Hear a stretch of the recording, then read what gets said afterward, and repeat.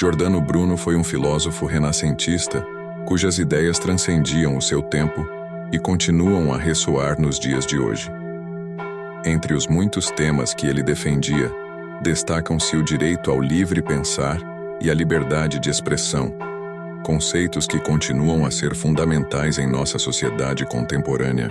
Bruno acreditava fervorosamente na liberdade de pensamento como um direito inalienável de todo ser humano. Ele defendia a ideia de que cada indivíduo deveria ter a liberdade de explorar e expressar suas próprias ideias, sem medo de perseguição ou censura. Essa convicção era profundamente radical para a sua época, quando a Igreja Católica e outras instituições autoritárias mantinham um controle rígido sobre o pensamento e a expressão. Já se passaram 424 anos, em 17 de fevereiro de 1600, uma quinta-feira de sol, Roma presenciou um espetáculo terrível. Centenas de pessoas se agruparam no Campo dei Fiori, no centro da cidade, para presenciarem a morte na fogueira de Giordano Bruno, ordenada pela Santa Inquisição. O padre, filósofo, místico, poeta, autor de peças de teatro, nascido com o nome de Filippo Bruno, um dos personagens mais fascinantes do Renascimento, em 1548 em Nola, Reino de Nápoles, pagava com a própria vida pela coragem de ter atiçado a Igreja e discordado das ideias daquele tempo, entre muitas, a de que a Terra era o centro do universo. Ele deixou um legado marcante, não apenas pela profundidade de suas ideias, mas também pela controvérsia e perseguição que enfrentou. Sua vida, que se estendeu de 1548 a 1600, foi um turbilhão de pensamento inovador e conflito com as autoridades religiosas da época. A ordem de sua condenação havia sido comunicado 8 dias antes pelo Papa Clemente VIII, após 7 anos de julgamento, durante os quais Giordano Bruno se negou por diversas vezes a renunciar às suas convicções e arrepender-se. Há quem conta que, enquanto queimava na fogueira, ele teve forças para volver o rosto a um crucifixo que alguém lhe havia mostrado. No livro dos irmãos David Elliott e Arnold Breuil, As 7 Maiores Descobertas Científicas da História, conta que a história desse final trágico já estaria mais ou menos previsível para a época, e começou a ser escrita em 1575, quando Bruno relatou textos proibidos do filósofo holandês Desidério Erasmo. Por este motivo lhe valeu o primeiro processo de excomunhão.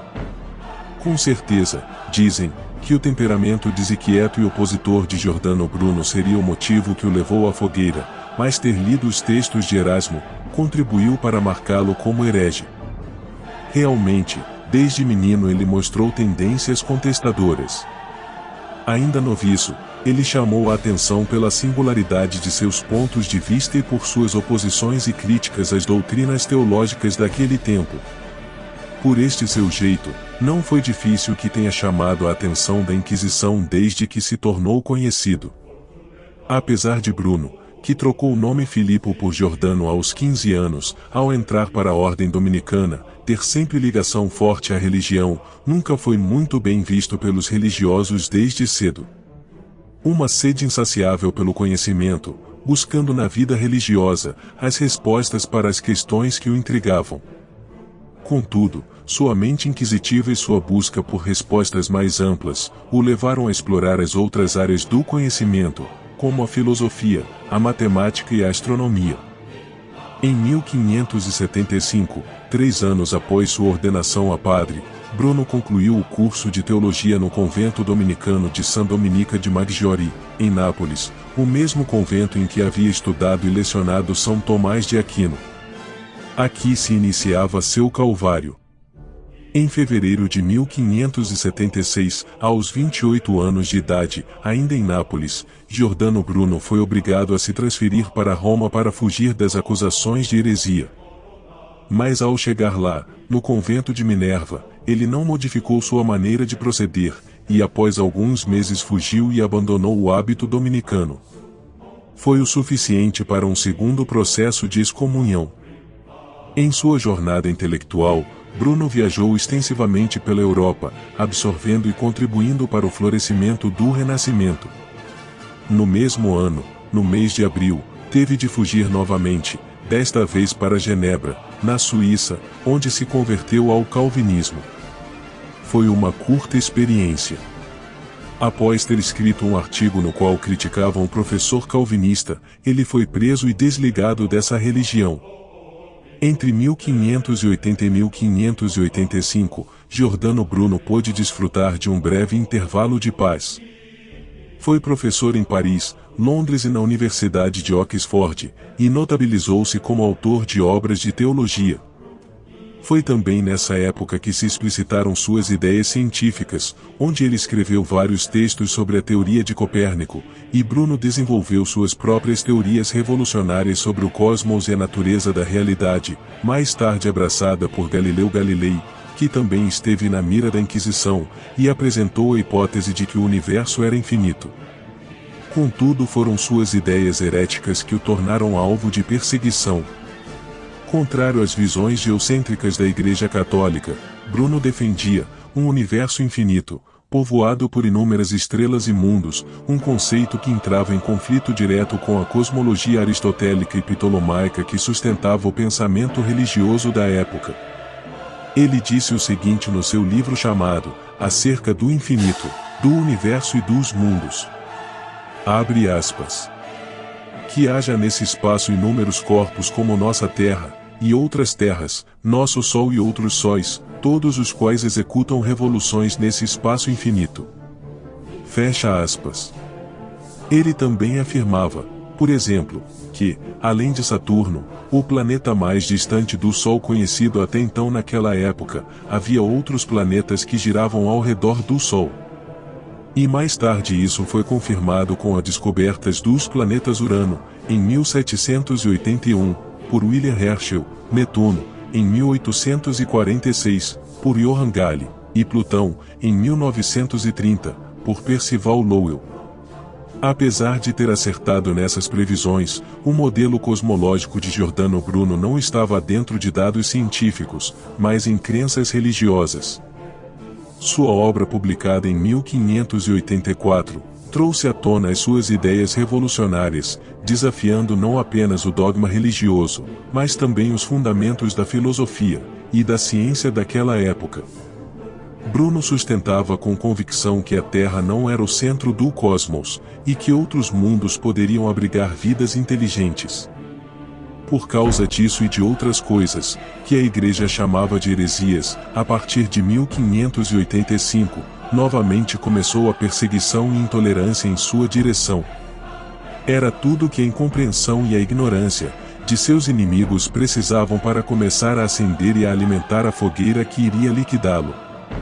Com uma coragem sem igual, e quase beirando a arrogância, entretanto, Bruno manteve firme em seu modo de pensar. Em 1586, escreveu uma infinidade de artigos insultando funcionários do alto escalão do governo e reiterando suas ideias a respeito do universo. O resultado já era previsto. Essas ideias iconoclastas atraíram a ira da Inquisição e de outras autoridades religiosas. Perseguido por suas crenças consideradas heréticas, teve de fugir de Paris. E depois para a Alemanha, onde se converteu ao luteranismo.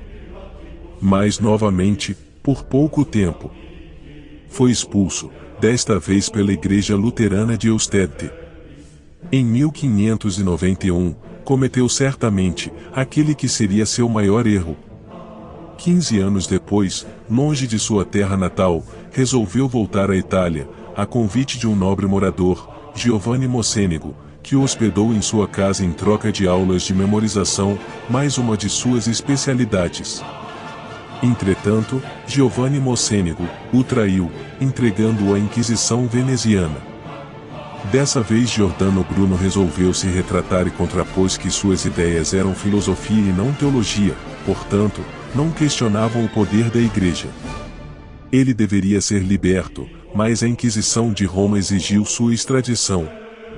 Então, em 27 de janeiro de 1593, ele tornou-se um preso do Santo Ofício, de onde só saiu para a fogueira. Até hoje a figura de Bruno e o que ele representa são motivos de discussão e questionamentos. Embora seu modo de pensar e suas ideias avançadas para aquele tempo, muitos estudiosos modernos afirmam que ele não era um cientista no verdadeiro sentido da palavra. Ele era um pregador, talvez um pensador, resume o astrônomo, professor titular do Instituto de Astronomia, Geofísica e Ciências Atmosféricas da Universidade de São Paulo. Apesar dele ser muito bem informado e ter conhecimento dos avanços astronômicos mais atuais da época, não era um cientista. Bruno juntava os conhecimentos aliados às suas crenças e fazia especulações e afirmações sem fundamento científico. Quando recebeu a sentença, Giordano Bruno deu uma prova, se não dessa arrogância que lhe atribuíam, pelo menos de desassombro e autoconfiança, e disse: abre aspas. Talvez vocês, meus juízes, pronunciem essa sentença contra mim com maior temor do que eu a recebo. Fecha aspas. Mesmo assim, ainda lhe deram 8 dias para se arrepender. E mesmo que suas ideias científicas desafiassem os entendimentos de então, a Igreja não admite que esse não tenha sido o motivo de sua condenação, mas sim por motivos religiosos. Apesar de sua trágica morte, o legado de Giordano Bruno vive até hoje. Sua coragem em desafiar as ortodoxias de sua época, e sua defesa apaixonada da liberdade de pensamento inspiraram gerações posteriores de cientistas, filósofos e pensadores. Seus escritos continuam a ser estudados e debatidos, nos lembrando da importância de questionar o status quo, e buscar a verdade, independentemente das consequências. Bruno permanece, assim, uma figura eterna na história da humanidade, um ícone da busca incessante pelo conhecimento e da luta pela liberdade intelectual.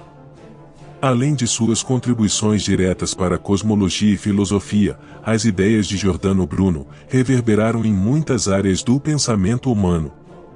Sua defesa da pluralidade dos mundos e da infinitude do universo não apenas desafiou concepções antiquadas, mas também plantou as sementes para o desenvolvimento posterior da astronomia moderna. O trabalho de Bruno antecipou em muitos aspectos as descobertas subsequentes de astrônomos, como Galileu Galilei, Johannes Kepler e Isaac Newton, que confirmaram a natureza heliocêntrica do sistema solar e a vastidão do cosmos. Além disso, Bruno defendia a ideia de que a verdadeira religião deveria ser baseada na razão e na experiência pessoal, em vez de dogmas impostos por autoridades eclesiásticas. Sua abordagem precursora da religião, como uma busca individual e pessoal pela compreensão espiritual, influenciou o desenvolvimento do pensamento humanista e do iluminismo, que mais tarde viriam a moldar as democracias e sociedades modernas. A tragédia da perseguição e execução de Giordano Bruno também serviu como um lembrete sombrio dos perigos do fanatismo religioso e da intolerância intelectual. Sua morte tornou-se um símbolo da luta pela liberdade de expressão e pelo livre pensamento, inspirando movimentos posteriores em defesa dos direitos humanos e da liberdade intelectual. Mesmo séculos após a sua morte, o legado de Giordano Bruno continua a inspirar e provocar reflexões sobre as questões fundamentais da existência humana, desde a nossa posição no cosmos, até os limites da compreensão humana e da liberdade de pensamento. Sua vida e sua obra permanecem como testemunho da coragem individual em face à adversidade, e como um lembrete da importância de desafiar as convenções estabelecidas em busca da verdade e do progresso. A maioria dos cientistas atualmente concorda que Bruno foi um idealista que previu e levantou questões que vieram a ser confirmadas ou ainda intrigam, séculos mais tarde. São ideias e questões bem atuais. Milhares de planetas ao redor de outras estrelas já foram descobertos.